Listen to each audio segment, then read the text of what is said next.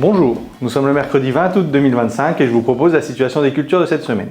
En ce qui concerne les colzas, il y a eu des semis il y a une dizaine de jours qui sont en cours de levée, là où il y avait encore un peu d'humidité et du coup la graine a pu germer. Par contre, il y en a qui sont encore dans le sec. Les semis ont repris là en début de semaine, toujours dans le sec.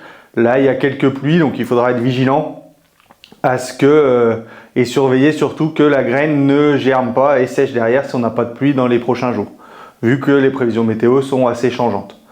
Donc faites attention au niveau du semis, surtout rappuyez bien.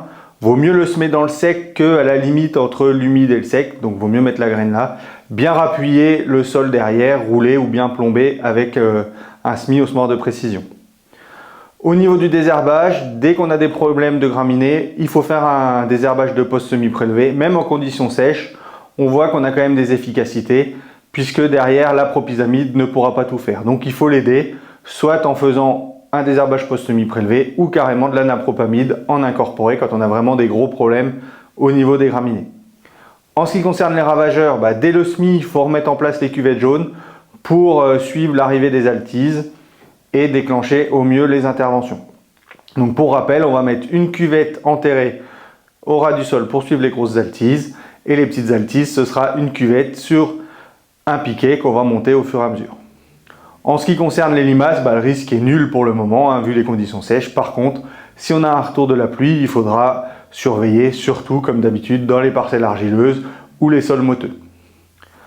Au niveau des maïs fourrages, les récoltes ont démarré dans la vallée de l'Aisne et dans le sud de l'Aisne, puisque sur les suivis qu'on a fait déjà la semaine dernière, certaines parcelles, les premières, arrivaient entre 32 et 35% de matière sèche pour des semis de tout début avril.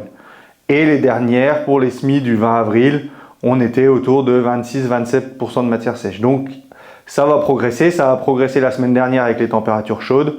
Donc il faut anticiper et prévoir pour le sud de l'Aisne les récoltes jusque fin du mois, tout début septembre. Et ça, comme toujours, on a un décalage d'une dizaine de jours sur le nord de l'Aisne. La Chambre d'agriculture vous propose de visiter sa plateforme maïs fourrage mercredi 27 août à partir de 14 h à Étré-au-Pont. Donc au programme, la visite d'un essai variété avec 30 variétés avec des précocités allant d'indice 250 à 300 et également un essai fertilisation avec l'intérêt de la localisation, différents fractionnements et différents positionnements de produits. Je vous souhaite une bonne semaine, à la semaine prochaine.